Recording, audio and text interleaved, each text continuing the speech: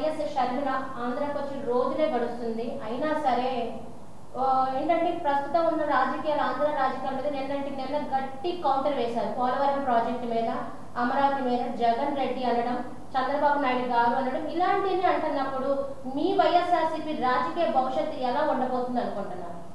షర్మిలారెడ్డి గారే కాదండి, ఆంధ్రప్రదేశే కాదు, ఈ భారతదేశంలో ఎన్ని అయితే రాజకీయ పార్టీలు ఉన్నాయో అన్ని ఏకతాటి మీదకి వచ్చి ఆంధ్రప్రదేశ్లో ఒకటై పోటీ చేసిన మా జగన్మోహన్ రెడ్డి గారి చేతి మీద ఉన్న వెంట్రుక కూడా ఓడదనేది గంటా పదంగా చెప్తున్నాం.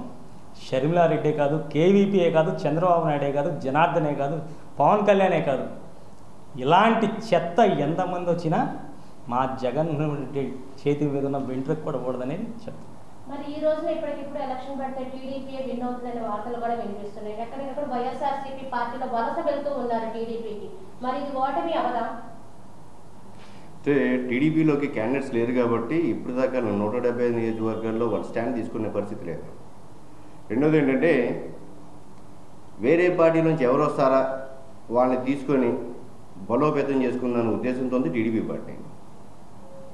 సో నిన్న షర్మిల గారు వచ్చేసి ఏదో చెప్పారని అంటున్నారు. తెలంగాణలో పేరని తోట షర్మిలారెడ్డి. సో ఒక రోజున ఈవిడ మాట్లాడేది ఏంటంటే కాసేపు నేను ఆంధ్రాది, కాసేపు తెలంగాణది. మొన్న ఎలక్షన్లో చూసుకుంటే నేను తెలంగాణ పెట్టాను, ఆంధ్ర విషయాలు మనకెందుకు, మనకు సంబంధం లేదు, నేను తెలంగాణలోనే స్టాండ్ తీసుకుంటాను. ఇవాళ అక్కడ పేలని తోట ఇక్కడికి వచ్చి పేల్చేది ఏముంటుంది? జగన్మోహన్ రెడ్డి గారి చెల్లెలే కదా, గతంలో ఎలక్షన్ కూడా ఆవిడ కీలక పాత్ర వహించారు కదా. జగనన్న బిడ్డకి, రాజన్న బిడ్డకి ఒక్క అవకాశం ఇవ్వకూడదన్న ఆ ఒక్క మాటతోనే ఈరోజు జగన్మోహన్ రెడ్డి గెలిచారని చాలా మంది అంటున్నారు. ఎస్, కరెక్టే. జగన్మోహన్ రెడ్డి గారికి ఇచ్చిన అవకాశం ఏంటంటే రాజశేఖర రెడ్డి గారి బిడ్డ కాబట్టి. సో ఆ రోజున రాజశేఖర గారి బిడ్డ అని నేను అని చెప్పిన ఆవిడ జగనన్న వాడిన బాణాన్ని జగనన్న కోసమే నేను తిరుగుతా అని ఇవాళ చంద్రబాబు నాయుడు గారితో ఆమె చేస్తున్న ములాఖత్ అయితే ఏంటి? ఇదే చంద్రబాబు నాయుడు ఇక్కడైతే కాంగ్రెస్తో కలవడు, తెలంగాణలో కాంగ్రెస్తో కలుస్తాడు. పవన్ కళ్యాణ్ ఇక్కడ కాంగ్రెస్తో కలవడు, తెలంగాణలో బీజేపీ కలుస్తాడు.